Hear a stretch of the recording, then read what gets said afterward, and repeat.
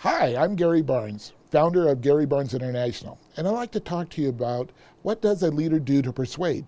You know, over the years, the question has been, is a leader born or is a leader made? And I believe that a leader is made, but not from an external source. A person is actually a leader from an internal decision. We determine ourselves if we're going to be a leader or not.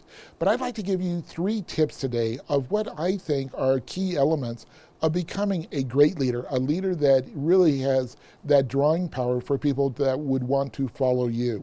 And the first thing is to lead. It may seem simple, but leading is a choice. And sometimes we wait for an endorsement or a mandate from others that gives us permission to lead. Leaders lead, and followers will want to draw and go towards that leader. And so it's about really taking and stepping into the light. The second thing is to have a clear vision of what the outcome you want. And what that looks like is to have a plan, and for you to be able to communicate that plan to those that would want to follow you. The third thing is to be able to show clearly to those that would want to follow you what their benefit, what the result is that they're going to receive.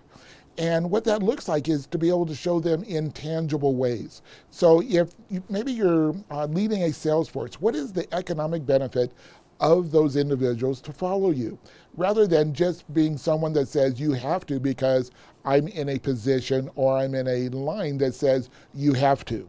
And so what I'd like to say is make it tangible, as visible as possible, and allow those individuals to be drawn to you. That magnetism is in communication. So I hope these 3 tips have been helpful for you in how to become a dynamic and empowered leader. And this is Gary Barnes, founder of Gary Barnes International.